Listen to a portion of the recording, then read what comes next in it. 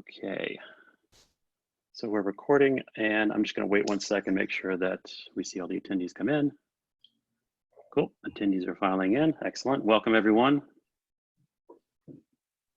Just wait a few more seconds for everyone to file on in.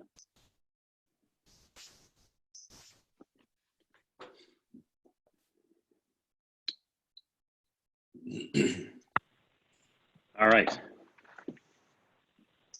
let's get started. Hello, everyone. Thank you for joining this Traxo Office Hours webinar, addressing the impact of COVID-19 on our travel programs. My name is Matt Griffin, and I'm gonna make sure my video is going there.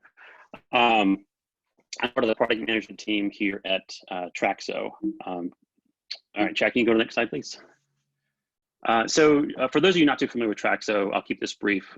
We are the control center for corporate travel managers. We're on a mission to organize and unlock corporate travel data to empower travel managers and all those they support.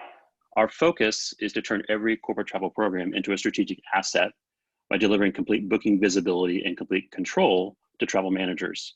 The COVID-19 pandemic is actually leading many organizations to realize that their travel program is, in fact, a strategic asset. And that's one of the reasons why we are hosting this webinar.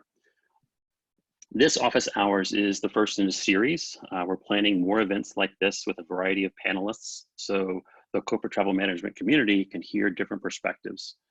These are coming up in the next couple of weeks, so keep a lookout in your inbox for invitations. All right, we'll go ahead and move on to some housekeeping things. A bit of housekeeping. So this webinar is being recorded. You'll likely see a little, if you download the Zoom software, you see a little indicator that it's being recorded. And you'll be able to view it again if you enjoyed it, or indeed share it with colleagues, friends, or anyone. If there are media outlets joining, there may be. We wish that you use any. If you wish to use any of the statements in this discussion as quotes, please reach out to the speaker to get approval before doing so. Audience, you will have the facility to ask questions. Click on the Q&A feature in the webinar software and type your questions. We encourage you to ask questions. And then after I pass the mic to Chad, I'll be monitoring the Q&A and chat and offer up questions to the panelists, either within the conversation or at the end of our hour together. As a reminder, on-topic questions are more likely to get answered by the group. And then finally, just wanted to mention this, as a community thing. Many of you are joining this webinar because you also want to have the best possible travel program. Unfortunately, due to the current environment, some of us have either temporarily or permanently left our employer. There are some companies that are hiring, and if you are one of those companies and are seeking very talented travel management professionals like those of you in this audience, we'd like to help make a connection. So send a message to business@traxo.com with a link to relevant job postings at your companies, and we'll include that information in our post-event messages so all attendees can learn more and follow up if they want. So thank you very much, really appreciate that. With that, I will pass the mic to Chad to continue on. Thank you, Matt, and hello everyone, and I want to thank you all for joining us today. I hope everyone is doing well and staying safe. As Matt said, my name is Chad Costa, and I am the Vice President of Sales for Traxo. So as we all know, and as Matt had said, COVID has really impacted our life in all aspects of it fairly dramatically. The travel management community and the travel management industry are some of the hardest that have been hit by this. So today what we've done is we put together a fantastic panel, and we plan to have a really, really great discussion from a travel manager's viewpoint, basically what they experienced, what they're going through now, and their thoughts about the future of travel programs. So, we think that y'all can relate, and we just wanted to try to facilitate that type of a discussion. So we will be doing polls throughout the presentation. So I just wanted to make you guys aware of that. You can participate in the polls, and as Matt said, the Q&As through the webinar software. If you did not download them, there are links to download that at zoom.us/download. So without further ado, we're just going to give it a test. Our first poll.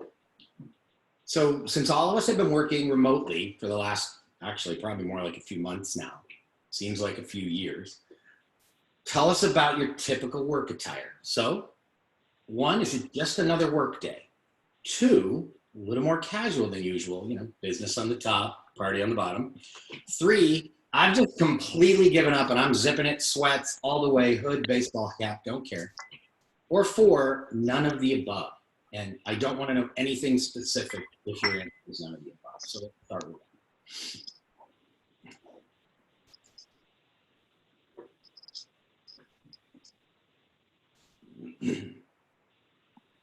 Don't be shy. Don't be shy. We can't actually see what you're wearing, and you can be anonymous.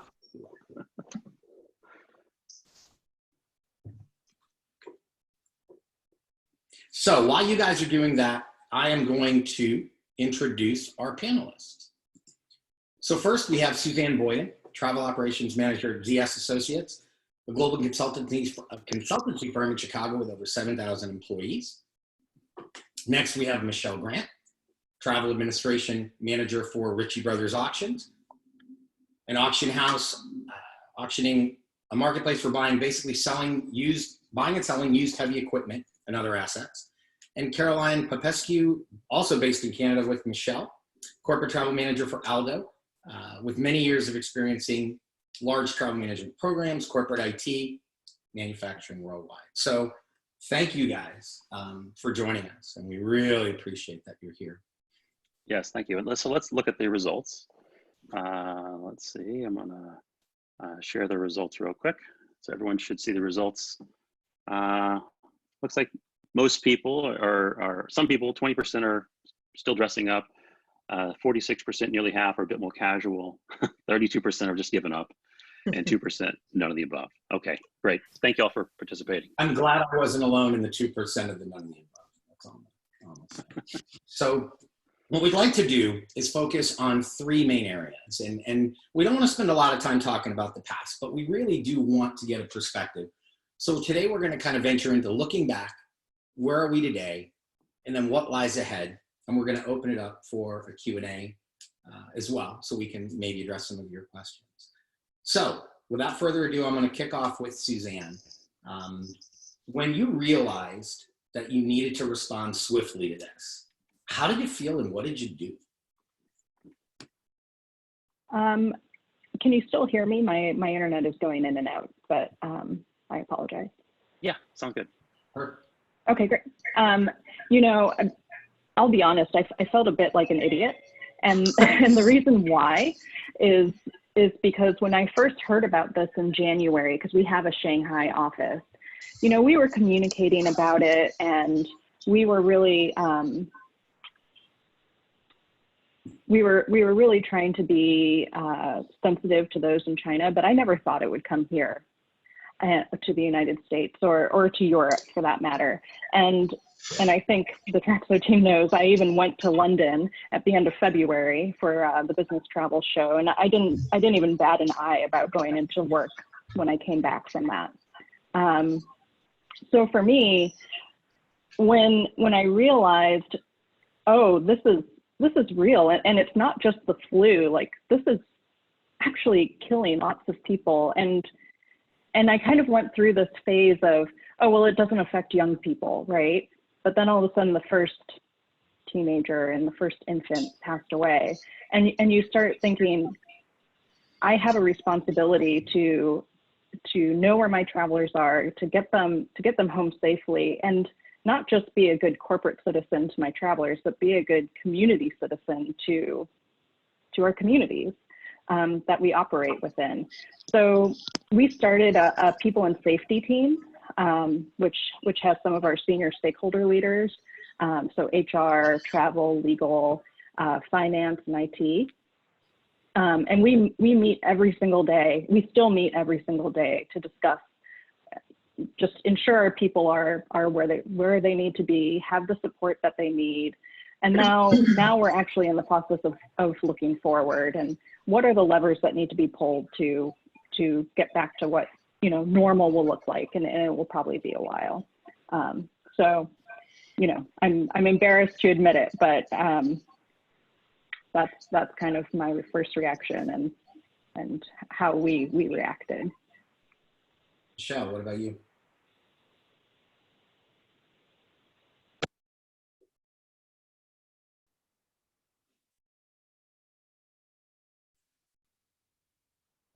Hey, Michelle, we're having some trouble hearing you. Maybe Chad. Caroline, maybe Yeah. Caroline, you could. Sure. So I was watching the situation develop in China. I'm pretty much glued to the news 24/7 anyways.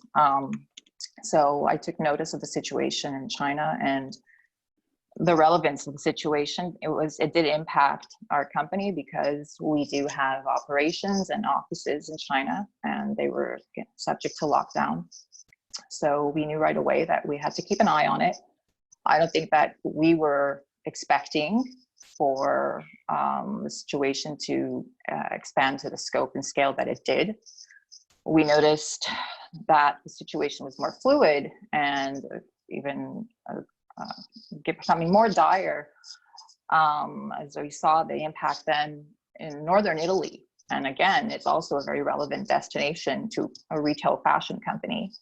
And keeping in touch with hotel partners there on the ground and getting a feel for what was going on, we realized really how serious it was. And we were keeping a close eye on it. And I was working with our TMC partner to make sure that, okay, we need to stay on top of this. We need to communicate, guidelines to travelers and, ensure that we're putting the right messaging, right controls and restrictions in place as the situation develops. And I think that we braced ourselves that, okay, this could very well, this can very well, get out of further control. But I don't think what we braced ourselves for was to, I guess that our government here in Canada, when they took a reaction to the situation, and then they finally decided that they wanted to close borders, and other countries as well. I think what really kind of caught us off guard was the short time window that we would have to respond to the situation and repatriate our travelers. And it became that much more of essence and critical that we had the tools to do that, to quickly identify, who this would affect and which areas of business this would affect as well, because there were also, regulations coming into place that required that people come home and self-quarantine for 14 days. And in the nature of our business, there's many people that, interact with each other. They work in teams, especially in the product development side. So this was critical not only to the well-being of our travelers and getting them home safely and swiftly, but also ensuring, that we had contingencies in place that we needed to plan for to make sure that they could very well, be well equipped to work from home. So yeah, I think that we didn't expect, even though we were bracing ourselves for it and we were keeping an eye on it, we didn't expect it to become the scale that it is. Michelle, are you back? Can you hear me? Yes. Yes. Okay, good. Well, without sort of repeating what's just been said, I think, it's unprecedented. I think we were just kind of waiting and, reacting to what we were receiving via media, via what we were receiving from our TMC. And, I have to agree, I'm not sure any of us really expected that this would turn into a pandemic. You kind of think back to SARS and MERS and, there was lots of, that had an impact for sure too, but not to the scale. I think we just thought, oh, it's another one of those. And, we'll just continue to wash our hands and be safe. But when things started happening in Europe, it's kind of became real. Yeah, I think, no, I mean, I think I speak for all of us when you're thinking, okay, it'll last a couple weeks, we'll be fine. And then you need toilet paper and you realize, wow, this is probably a lot better. So Michelle, staying with you and talking about that, obviously this created a lot of challenges for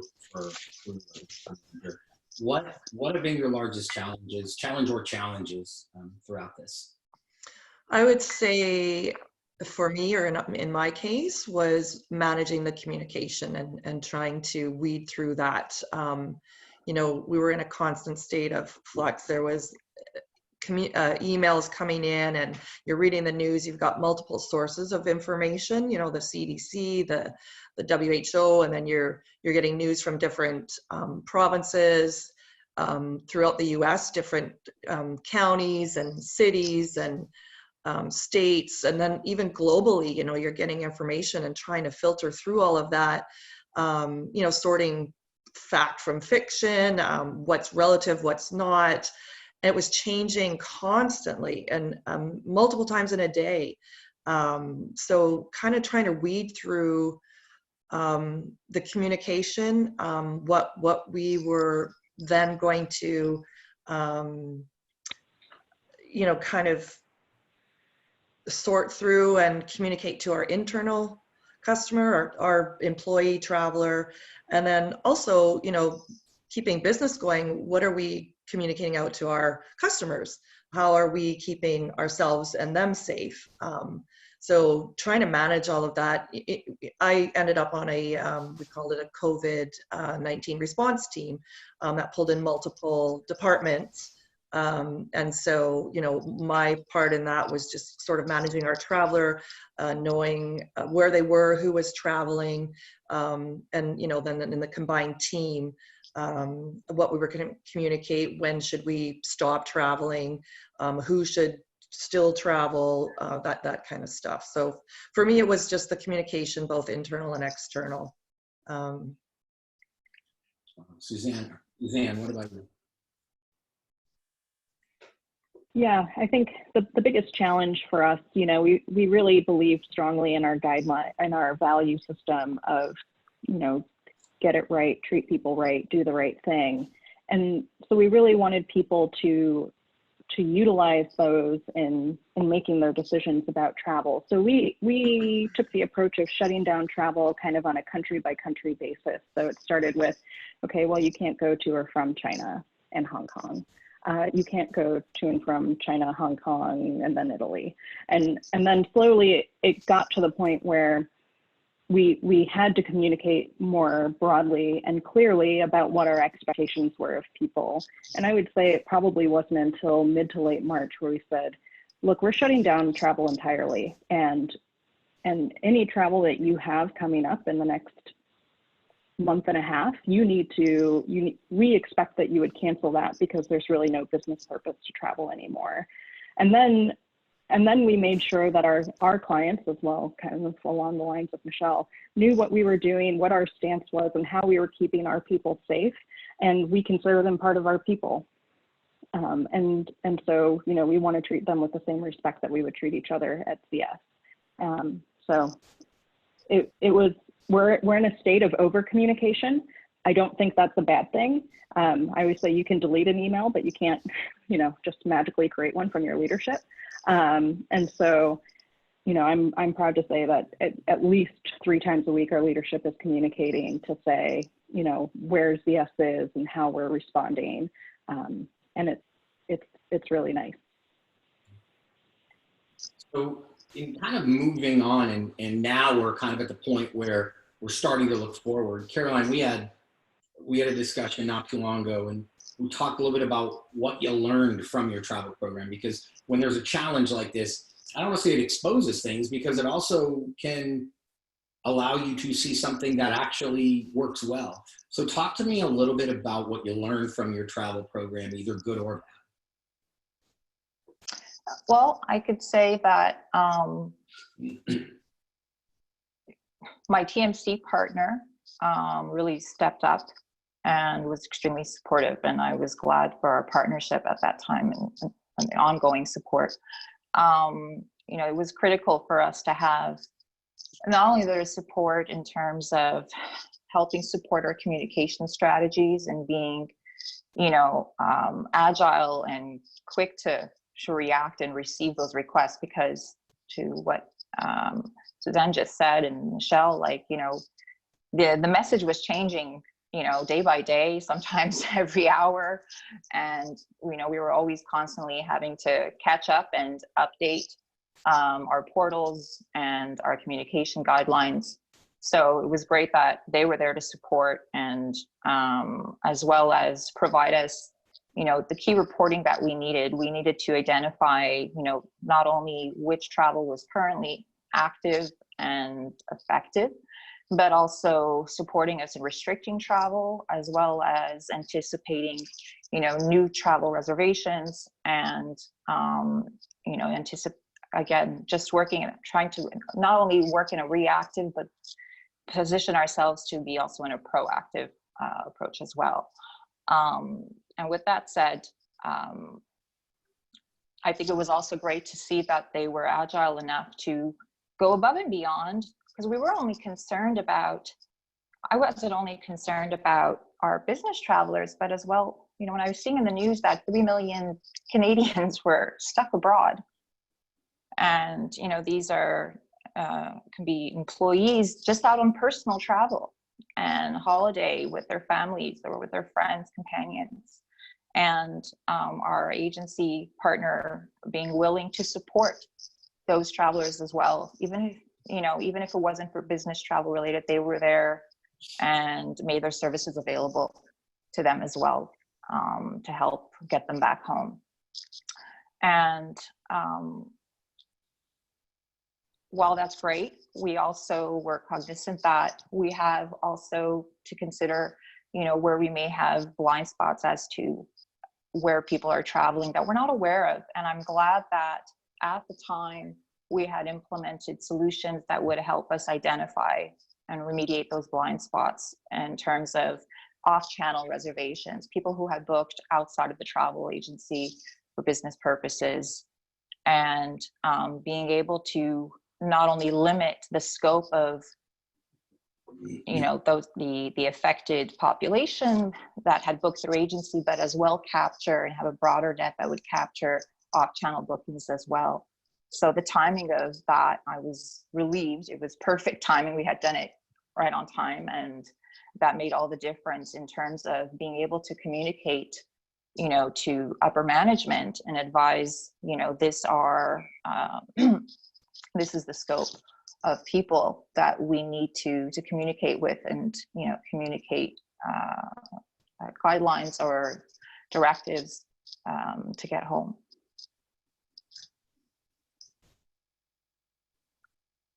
Thanks, Caroline. So this is Matt. So we're getting some questions from the audience in our chat feature. And if you haven't used the chat feature, check it out, or use the Q&A feature. Just got another question on the Q&A. Some questions around, just wondering who your TMC partners are. If y'all wouldn't mind just sharing the TMCs that you work with, the audience that is interested in knowing, if you don't mind. Maybe Caroline. Caroline. Sorry. Sure. I work with Amex GBT. And I am with FCM. And I am with Lux Travel Management, the Radius Network, and Frosh. Excellent. Thank you. And there was another question. What are you doing right now? What types of questions are you asking your preferred travel suppliers? What are you looking to hear from them right now as you're, you know, or if you're not asking the questions, like what are you curious about what they're doing? Just want to pose that to the group. We actually briefly touched on this in a pre-call. And in my case, or in our case, we're just staying connected. No one's asking, maybe a little curious about what we think might happen when we come out of this. But it's more just support, and we're here for you, keeping us updated on what they're doing internally in their operations to keep their customers safe when we come back. I'm talking car, air, and hotel, obviously. But right now it's just checking in. I feel really supported by my and our travel partners that they're just checking in. How you doing? We're here if you need anything. It's really nice. It's actually, I think, strengthened our relationships and brought them to a little more personal level. So hey, Suzanne, in kind of building on that, the challenges piece, what challenges did you experience, or what was your largest challenge?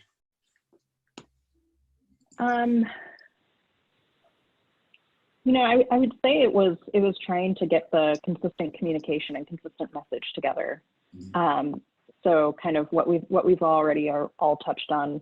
You're getting your information from so many different sources.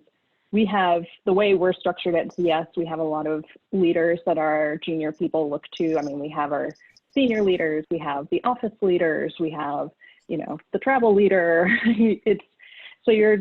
We're all trying to align on messages, and that can be difficult. So for me, you know, I'll be honest, it wasn't a data perspective, because I felt really confident in our TMC data, and thankfully we have a wonderful partnership with Lux. I felt really confident in our Traxo data, and we've been working with it for a really long time. So, you know, we knew where our people were. We knew that International SOS had the data. We knew that we needed to reach out to some people and get them repatriated. And then we knew that there were some people who still wanted to travel in the month of March. So we were doing our best to educate them as much as possible about what that will look like for them in the future, right? And at the end of the day, we did allow some people to move through with their travel, because their visa would have expired had they not made it to their location. So, you know, those were some of our challenges, but we somehow made it through, thankfully. So, no, I mean, that's great to hear. Obviously, we're happy that we could do our part in helping you as well. So there's a question that popped up about duty of care, and in addition to what duty of cares we're using, I want to kind of throw this at Michelle. What impact has this specifically had on duty of care in your eyes? Well, it certainly elevated the importance of it. I mean, duty of care has been something we've been talking about for over 10 years, probably, within the industry.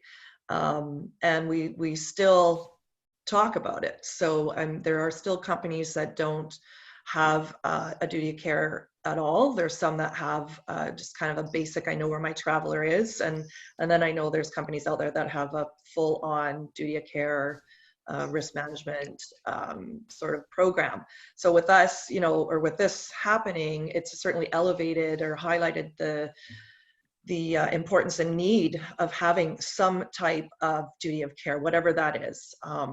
And so, you know, we do utilize or have a partnership with an off-channel application that, you know, I felt pretty confident that when we were looking to see where our travelers were, we had the ability to do that and capture off-channel bookings. You know, most travel programs probably have off-channel travel, and so in partnership with our TMC and Traxo, we were able to know where, not only where they were, but future bookings, who was going where in the future, coming up over the next few weeks and even the next few months. So, you know, we felt pretty confident in that we were able to identify where we were and where we were going. Caroline. I would echo, yeah, that duty of care has a renewed importance. It's a hot topic again, and it becomes that much more relevant that, you know, you look at your toolbox. Do you have, you know, the tools that you need to support your duty of care promises and commitments? And I think a lot of companies are doing a lot of self-reflection right now, reevaluating not only their toolkits, but also when you speak of duty of care, well, our caregivers, it's great, you know, to have a toolkit and to have reporting, but if you don't have an established, you know, governance internally or crisis management type of protocol, and people don't know exactly, you know, what their roles and responsibilities are, or maybe they just, you know, they probably do, but they're just reevaluating if they are mature in terms of practice, in terms of, or if they need further development. And I think that there's definitely a great opportunity for security agencies, risk management specialists to step in here at minimum for consulting purposes to help and kind of advise companies on how to build a stronger governance internally and to best equip themselves to take preventative measures in the future. And I think that they're starting to entertain now the various scenarios, you know, like I won't diminish the scale of this and the impact that it's had on a humane level. And at the same time, we always say that things could be worse, and we need to plan for that type of scenario. So I think that companies are taking the time to have those discussions, and I'll be interested to see in the future as we push for duty of care provisions, where it's going to position itself when, again, it crosses paths with, when you look at personal safety and well-being of our employees, and as well as personal privacy. You know, we tap into the technologies available to us, the security tools that, for example, will enable us to, okay, if I want to be able to track our travelers more effectively, you know, and not rely on communication emails, there are functionalities in these tools, these softwares that activate geolocation, you know, GPS and geolocation capabilities. Employees may not be receptive to to that type of invasion of privacy. So while we have the best intentions with duty of care, to what extent we'll be able to support it, and the debate that we'll have around where, if we look at the boundaries, you know, without crossing over or trespassing over privacy, personal privacy, that'll be interesting to see, you know, the evolution of that conversation, and if the duty of care and personal safety, well-being eventually takes priority over privacy. Yeah, that's a great point. You know, to kind of put a bow on it, and it's, I think one thing that we've learned from this is that duty of care, where people had been, was really never looked at before this. And now I think what this opened a door to was, we need to know where our travelers were. Sometimes it's vacation, sometimes it's work, but if we know where they were, we can better help the travelers or the non-travelers that are at home, because this didn't just affect travelers, it affected a lot more. So I want to look at moving forward to the future. But before that, we've got a second poll question, which dovetails nicely into the last discussion. Which travel program component in your eyes now is most important? Yeah, give you just a couple minutes to share your answer. We can also, you know, provide a little context in the Q&A. We are going to get to the Q&A, so there are a lot of people asking questions. We're going to be moving to that kind of after the next segment, so stay tuned. We will definitely address your questions. And then also, just want to say, any questions we don't get to, we'll address the question or the topic in a blog post after the event. So if we don't get to your question, sorry, but we'll get to it a little later. So in moving forward and what lies ahead and kind of what's next for your travel program, Suzanne, you had mentioned something earlier in your when you talked about what you learned and your challenges and how to respond. You said levers. You know, most travel programs right now have shut down. So what levers are going to have to be pulled for you to allow your travelers to return? Yeah, it's the question we're asking ourselves right now, right? And I don't have a good answer. So if somebody has a great one, I would love to hear it. But what I anticipate what will happen is we're gonna take a look at China and see how they respond to going back to work. We have a very young workforce who takes public transit to and from their home office when they're not hopping on an airplane to get to their client. So how is public transit going to be affected? You know, we're already talking about contingency plans on how we're going to limit people in our offices moving forward, and until there's a vaccine or until there's more widely testing available. I anticipate that we'll need some reassurance from our supplier partners that truly effective sanitation is taking place within rental cars, within airplanes, within hotel rooms. I mean, hotels currently are being used as overflow for hospitals.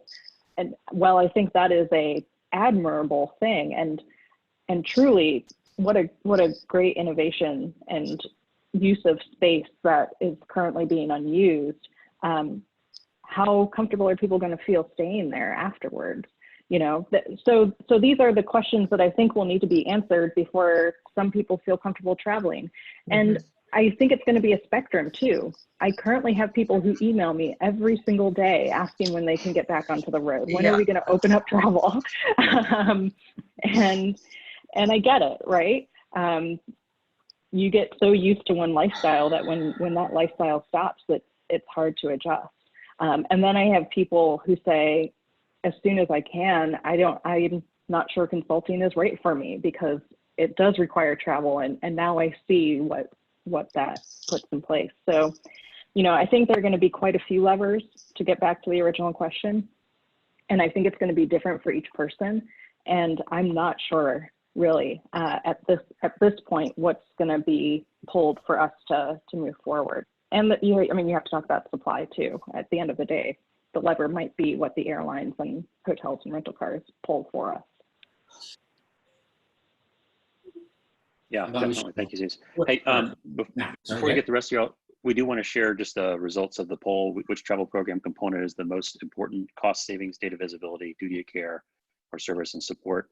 So showing that right now, looks like a really strong preference and interest in data visibility and BI at 38%, and then followed by service and support, duty of care, neck and neck for second, cost savings right now at 11%.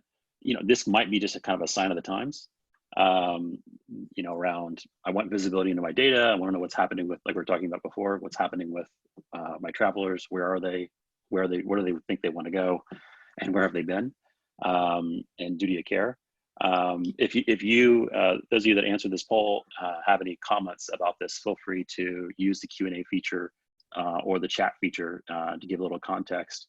And just remind also, anyone can upvote a question in the Q&A, or if you know the answer, please help each other out and answer the question from your colleagues. Okay, thank you. I'll just make a comment there based on these, the results here. I think data visibility is duty of care. If you have the data, that's duty of care. You know where, as you mentioned, where your traveler was, where they are, and where they're going. So it directly ties into duty of care. Kind of a trick question there, but. See, and I would actually argue that it's all of them, right? Yes, true. You can't have cost savings if you don't know where your people are and what they're spending, and if you have the data to see it, and you can't provide service and support without the data. So I agree. I thought I also put data visibility. So did I. So, you know, before we definitely want to address the questions in the audience, because one of the main reasons that we did this was to have travel managers talk to travel managers. And so we want to definitely give enough time to have you address some of the questions that we've been getting. But I have one last question, if briefly you all could kind of touch upon it. Then we have one last poll, which is go forward. Now we're going to start to look ahead. What do you foresee a big challenge, but also a big opportunity?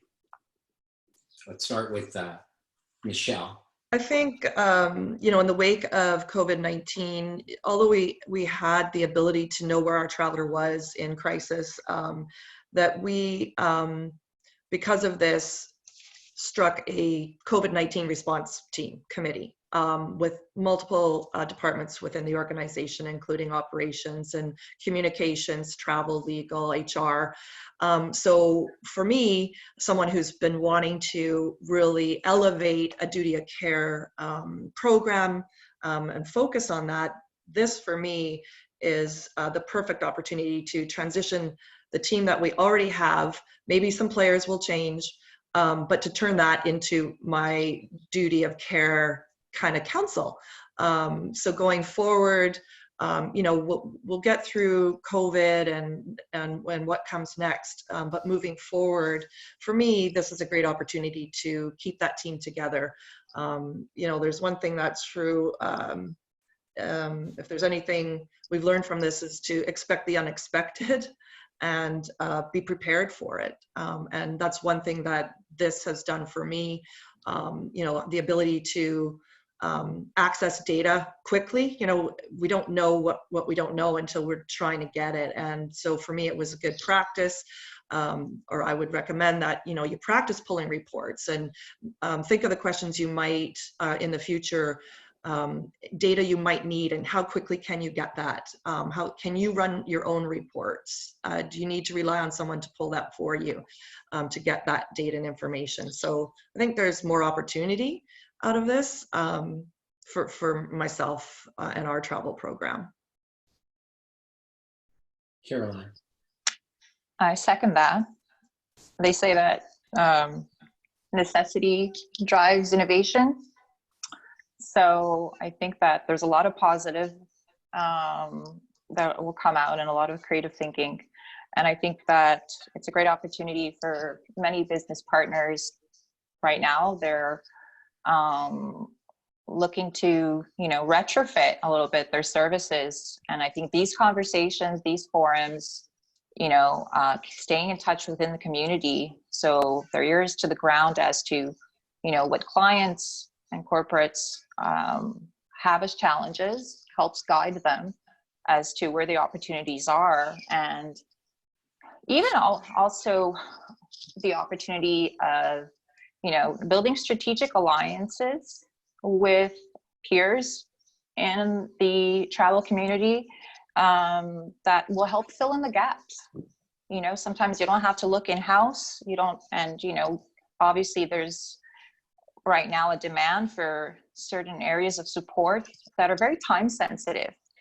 And obviously we've come to appreciate that this is not going away very quickly, and we may very well be feeling this and living through this, 6 months, a year, 2 years, we don't know yet. And that unknown, kind of, I think, just encourages that, companies be as agile as possible to tap into their own solutions, but as well as into their partners, or to build new partnerships. And I just want to, again, reiterate, we're not the experts, so we're all new. This is a new experience for all of us, regardless of how long you've been in the industry. This is unprecedented. And, I thank Traxo for putting this together so we can, as travel managers and just travel partners, come together and just talk through this. We're all going to have different challenges, and we're not all going to have all the answers. So it's, this is what this is for sure. Suzanne, just real quick, and then we're going to go to the Q&A. Yeah. If I was to sum it up in one sentence for each, it would be getting people back out on the road. That's going to be our biggest challenge, right? How do we make them feel comfortable? And then for an opportunity, I echo what Michelle and Caroline said. I think this is absolutely right for startups and innovation. So I certainly hope that happens. I want to see our industry keep moving forward. Appreciate it. No, we agree, obviously, 100% with that. So before we move it ahead to the Q&A, we have one last panel, and then while the Q&A is going on, we'll tab the results. When do you think travel will return? May, June, July, or do you think this is going to go on further? And then Matt, I'm going to go ahead and turn it over to you while we tabulate You got this. To the Q&A. Yeah, so everyone, answer the poll there. That's great. Interesting to see your perspectives there. For the panel, first, thank you everyone for all your questions. Unfortunately, we're not gonna be able to get to all of them, but as I said, we'll get to them in a blog post. The first question though, we have multiple questions about negotiated rates and with your preferred suppliers. So questions around how does this affect thinking of 2021 negotiated rates? And even are y'all considering renegotiating 2020 rates with suppliers now that the environment is so different? I'll start. Honestly, I'm not even really thinking about that right now. It's just kind of a let's hold hands and get through this together and talk about that when the timing is right. I don't think I personally would be going back. It depends what we're talking about and which supplier, but you know, we gotta support each other when we do get out of this, and to go back and try and you know, get really deeper discounts or lower rates. That's not going to help the industry. It's not going to help our travel partner. So we got to be fair and remember this is a partnership, and we will need each other when we come out of this. Thank you. I agree.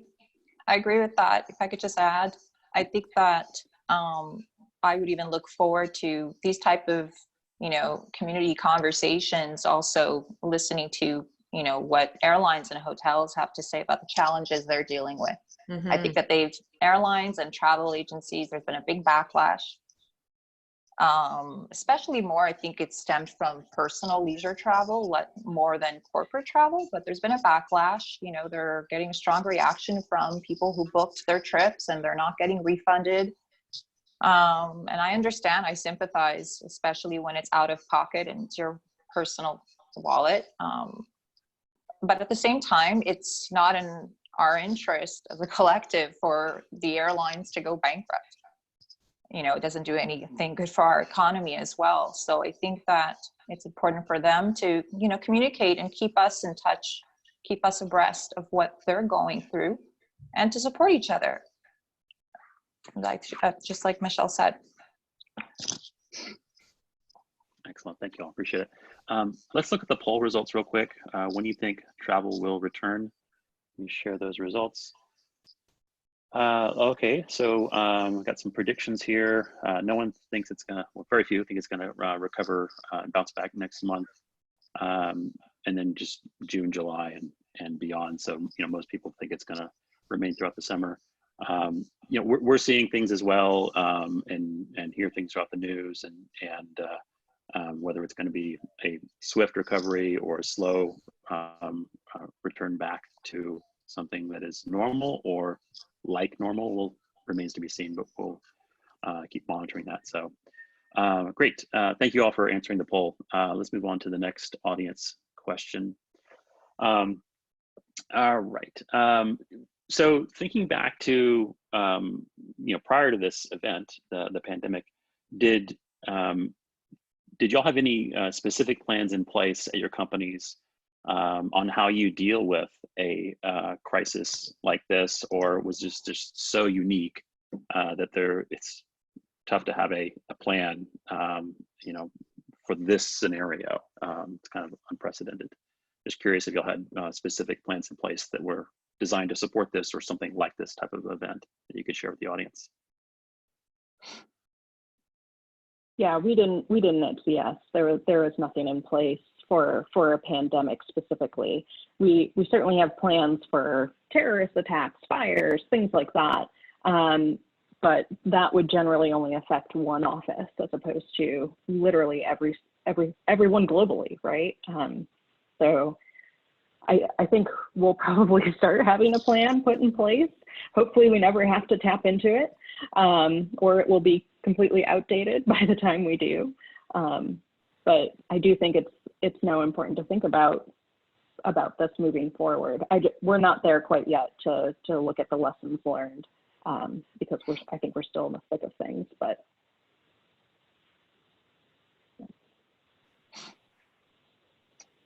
All right, thank you, thank you. So next question, thinking about kind of going forward, and we've seen a lot of change regarding regulations and policies from different governments and municipalities over the last few weeks. Do you expect any additional government mandates towards duty of care or specific requirements, new regulations to require more duty of care coverage for traveling employees?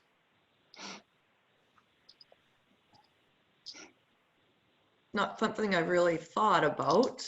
Okay. Different regions of the world have different policies and rules. I've asked myself the same question as well, and I think also you can't take for granted that, you know, different countries will have different policies and different conditions as well.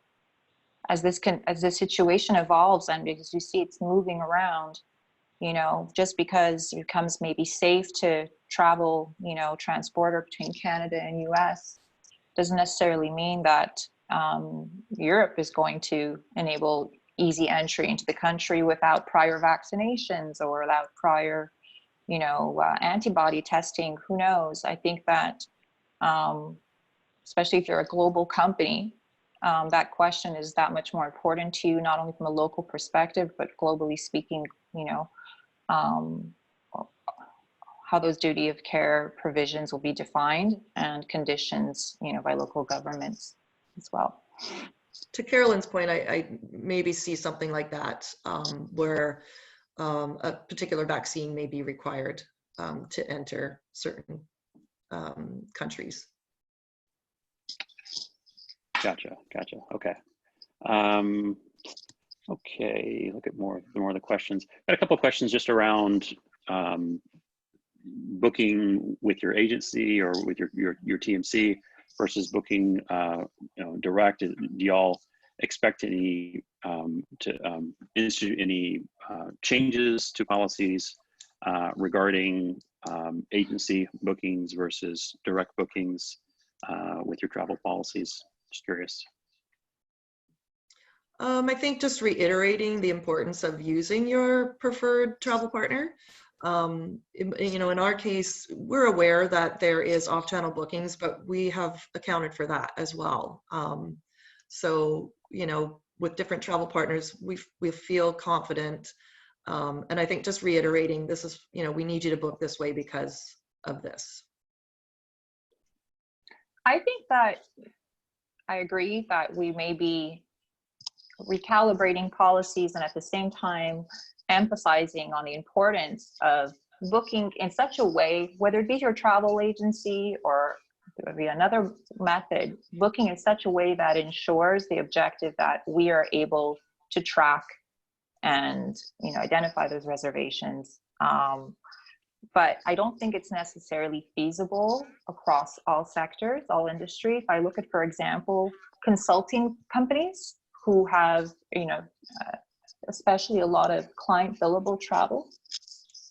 At the end of the day, you know, cost is a deciding point very often as to how that travel will be booked and which hotel. So the risk of there always being travel that bypasses the travel agency and goes direct to those to the suppliers, to those hotels, I think the risk is still very high, depending on, again, the type of industry, type of business that you are. And you need to have something, a solution in place that, you know, ensures the same objectives, you know, and supports it through another way. So whether it be Traxo, whether it be another type of data capture solution, you'll have to think out of the box in ways that you can ensure that objective while at the same time keeping in mind, you know, the challenges that are still ahead of us. Gotcha. I agree 100% with Caroline. Being a consulting firm, you know, we still have a fiduciary responsibility to be wise with not just our money, but our clients' money. And just understanding the goal But I do think that this will allow us in the future to say, look, you know, we have a very generous program. We allow you to book directly on some suppliers, and you get the choice. You can either utilize the TMC or you can utilize, you know, United Direct, which is the other avenue we opened up. And as we open up more, you'll be able to utilize those, but you know, you got to choose one or the other. You can't go completely rogue. Yeah. Because it just doesn't work. It doesn't work in our goals and our objective, not just from a travel program, but from a company perspective. Gotcha. Excellent. Okay. Great. Well, I've got one more question. If one of you could share a little bit about things you have done specifically regarding reporting and BI, or things that you will be doing as kind of part of your next steps. If there's anything you can share in just a couple minutes before we wrap up about activities there.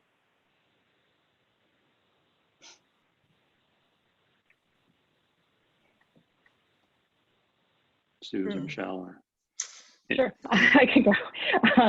So we have our own dashboard that we created internally, and that's the BI tool that we utilize.